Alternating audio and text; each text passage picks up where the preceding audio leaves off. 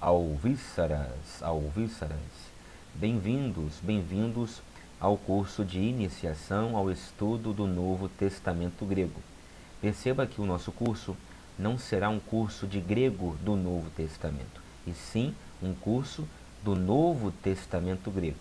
Ou seja, neste curso nós aprenderemos um pouco de gramática grega, a gramática do grego koiné, que era o grego utilizado, foi o grego utilizado pelos hagiógrafos neotestamentários, mas também veremos um pouco de manuscritologia, de crítica textual, de exegese, de história, de filosofia, enfim, tentaremos coligir algumas informações bastante interessantes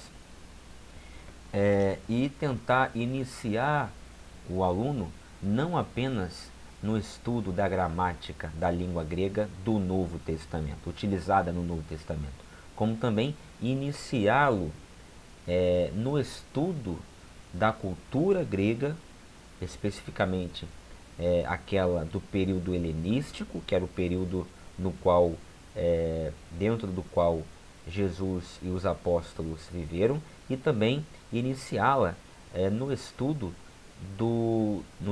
técnico dos manuscritos que compõem e compuseram o Novo Testamento grego, que é um documento, é uma obra literária bastante definida. Voltaremos a falar sobre isso ao longo do curso. Eis aí o programa. Inicialmente daríamos apenas 6 aulas, mas eu resolvi encurtar o período de exposição, então provavelmente teremos mais do que 6 aulas, ok? Na primeira aula veremos o contexto histórico-cultural, nas 2 aulas seguintes, já dentro da gramática do grego koiné, veremos teoria, tentaremos numa posterior aula tentar traduzir algumas palavras, frases, períodos ou até mesmo textos inteiros, se for possível, se o tempo permitir. Vai depender do andar da carruagem, do desenvolvimento do curso. Numa outra aula ainda veremos os problemas exegéticos, alguns problemas, evidentemente, não todos, alguns problemas exegéticos no Novo Testamento, ou seja, nós selecionaremos alguns versículos específicos, versículos que possuem historicamente tensões, dificuldades de interpretação, e tentaremos solucioná-las indo ao Novo Testamento grego, indo à língua grega, para ver se conseguimos destrinchar o problema e desatar alguns nós.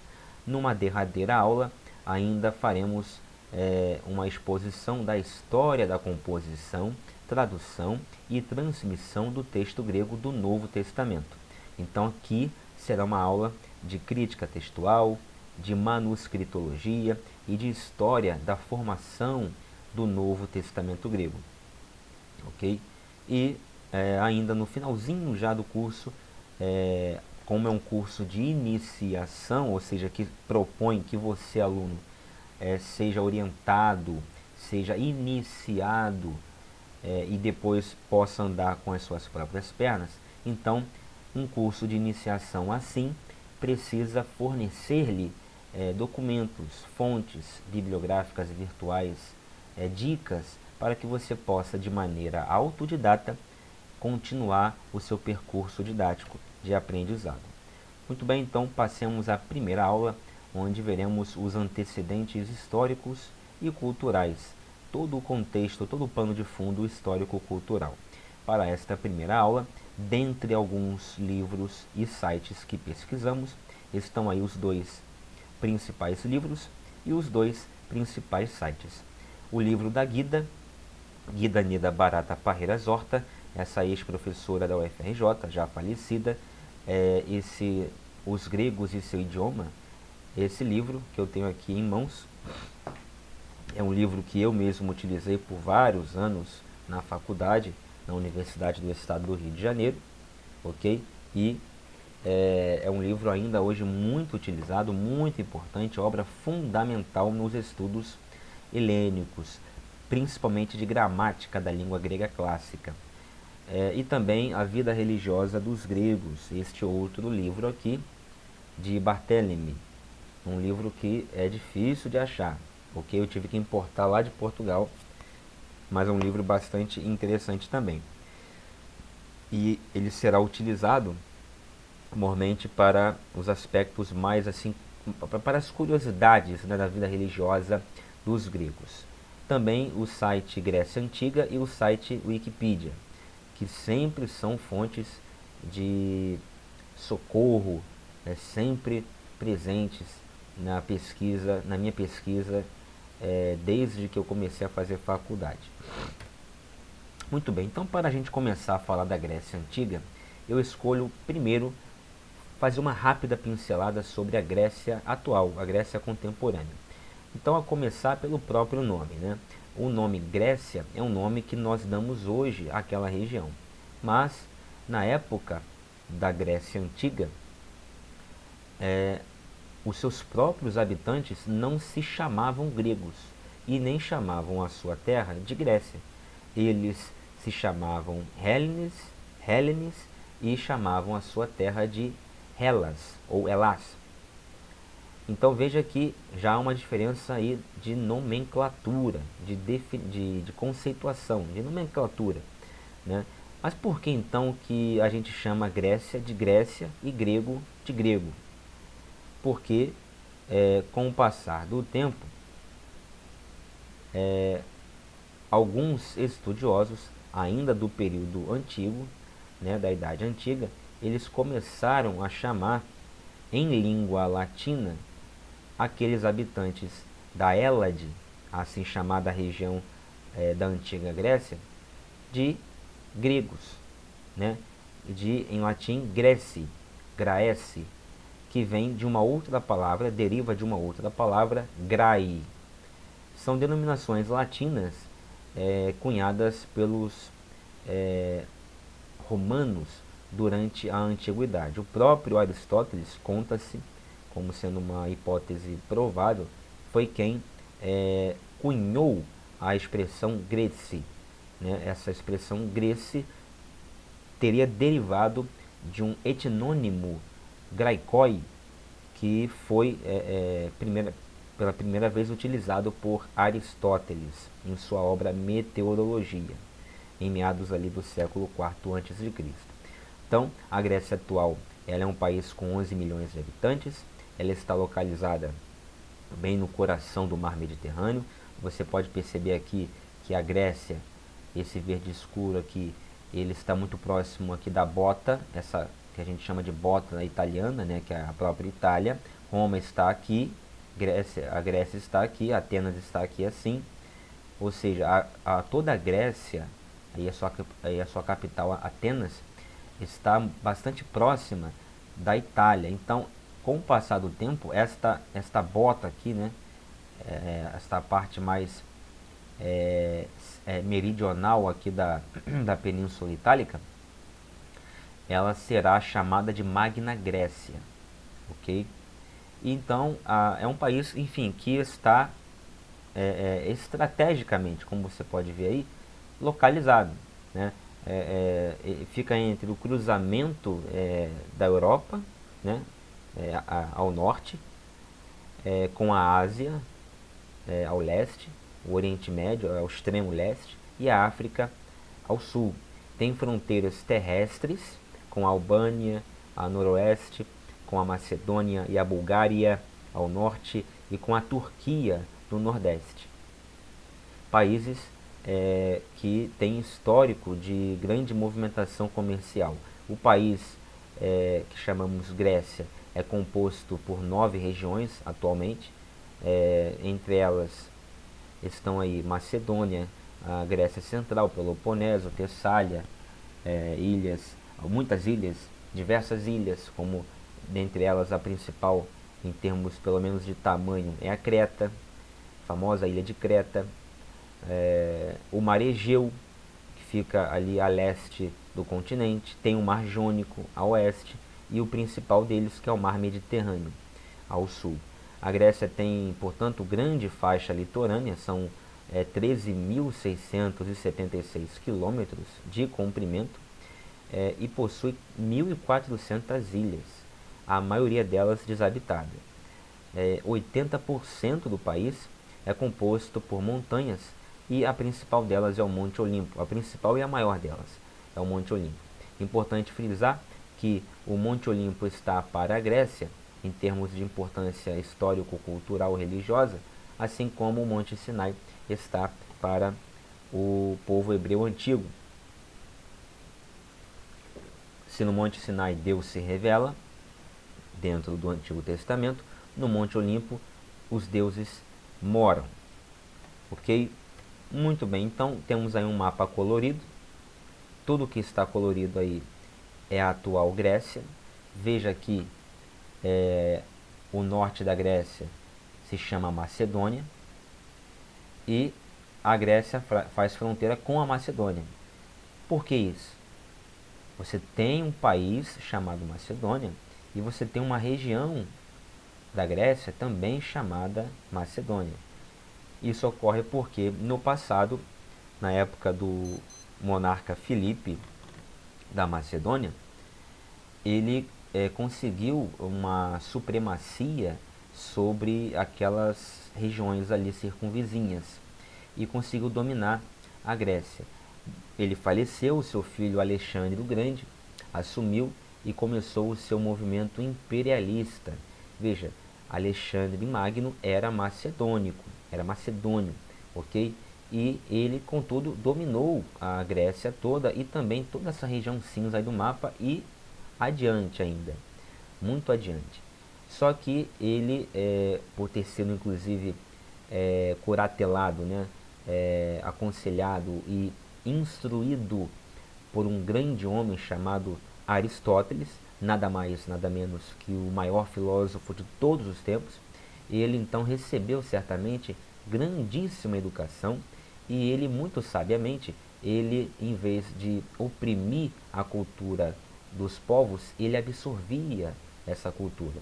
E graças a ele, se não fosse por ele, a cultura grega não chegaria até nós, nem sequer até os romanos, muito menos até nós.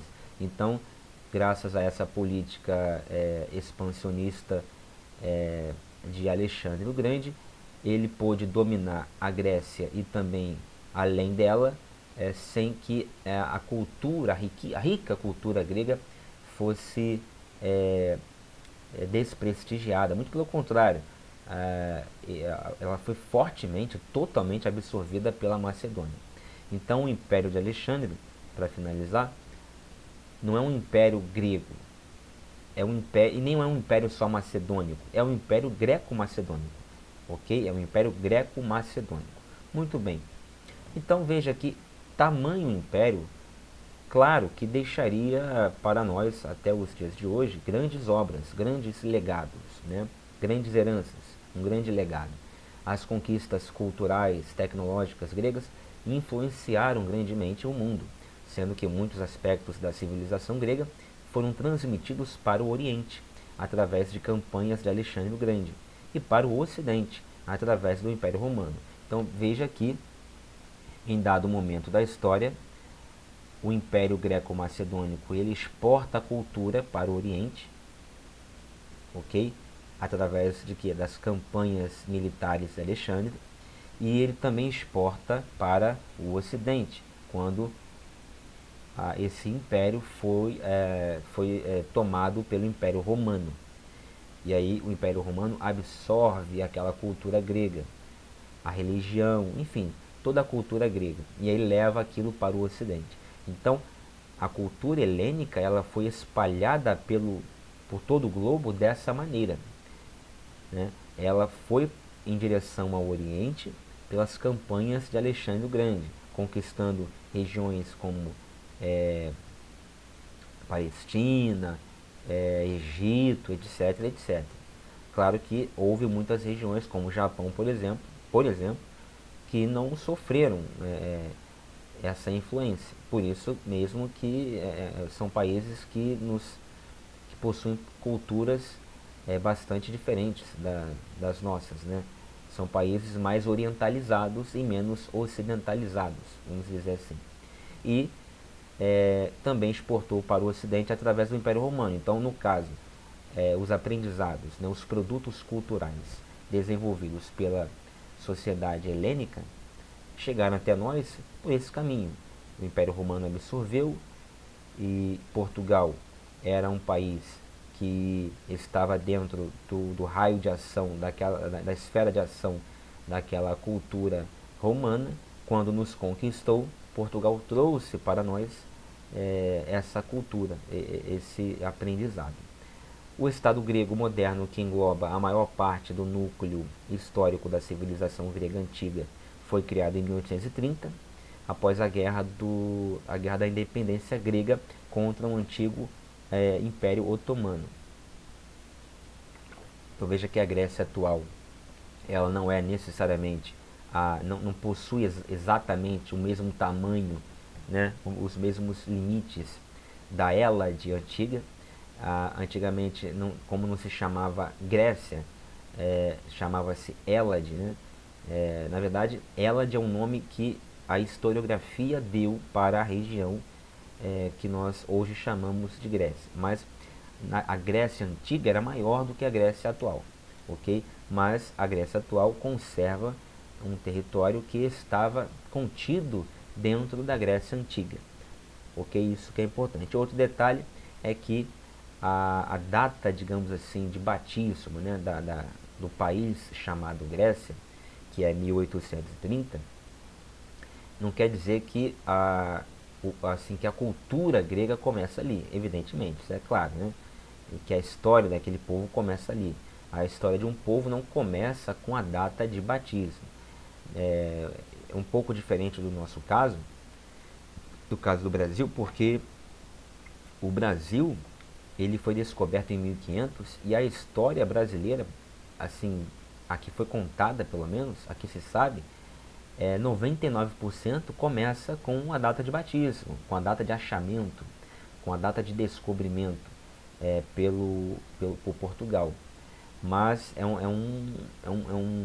um episódio diferente, é um exemplo realmente diferente. Nem todos os países, não ocorreu assim com todos eles, né? Com a Itália mesmo, você vê, ela tem uma data de batismo, tem uma data de liberação, de libertação política, de independência, ainda mais tardia que a Grécia. A Itália se tornou independente, né, como país chamado Itália em 1870. Mas não quer dizer que antes dessa data não existiu histórias de povos que moraram ali. Claro, a própria Roma, o próprio Império Romano reinou ali, existiu ali naquela região durante milênios, entendeu? Durante séculos, e tantas coisas ocorreram, todo mundo sabe, na região de Roma e de toda a Itália. Só que não havia o nome Itália, né, como sendo o nome de um país. Então, assim, são peculiaridades de cada país. Então, a Grécia, ela trouxe aí, a Grécia Antiga, ela nos legou uma série de benefícios, de produtos culturais, e eu destaquei ali na esquerda alguns itens, algumas heranças culturais importantes deixadas pelos gregos antigos.